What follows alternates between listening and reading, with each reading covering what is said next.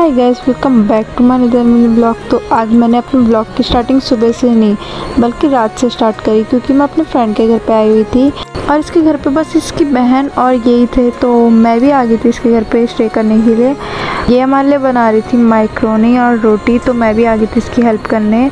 और मैंने यहाँ लहसुन छिले और इस लड़की ने मेरे को पहले तो यहाँ पानी के लिए पूछा नहीं, जब मैं इसकी हेल्प करने आई तो तब मेरे को पानी दे रही है। और फिर ये बनाने लग गई थी यहाँ मैक्रोनी, और मैंने सोचा कि तब तक मैं यहाँ आटा गूंद लेती हूँ। फिर मैंने आटा गूंदा। खाना बनाने के बाद हम थोड़ी देर बैठे हुए थे, तो यहाँ उर्मिला ने मेरा मेकअप कर दिया था और इतनी फ़नी लग रही थी मैं। मतलब उसने मेकअप तो बाकी सारा अच्छा करा था, बट उससे लाइनर नहीं लगता वो, तो लाइनर उसने इतना बेकार लगा दिया था, पूरे विंग लाइनर जिसमें मैं पता नहीं क्या छुड़ाया जैसे लग रही है। फिर हम खाना खाने के लिए बैठ गए थे और यहाँ उर्मिला सभी को दे रही थी खाना, और फिर हमने खाना खाया। और फिर खाना वाना खाने के बाद हम आ गए थे सोने के लिए। उसके बाद मैं उठ गई थी मॉर्निंग में, और यहाँ देखा तो उर्मिला सुबह सुबह इतना ज़्यादा काम कर रही थी घर पे।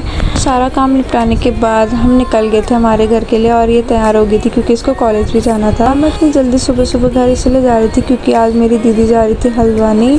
और घर आए थे यहाँ दीदी भी रेडी हो गई थी, और इतना बड़ा उसने बैग पैक कर लिया था, और जो मेरे को ही रोड पे लेके जाना था, तो मैं आ गई थी इसको रोड पे ले जाने के लिए, और इतना ज़्यादा भारी था। और ये दीदी मेरे को ज़बरदस्ती पैर छुआ रही थी, तो मैंने छू भी लिए थे। हाँ, दीदी को जाता था कि हाँ ब्रूनो रोने लग गया था। आप लोगों को मैं इसकी आवाज़ सुनाती हूँ।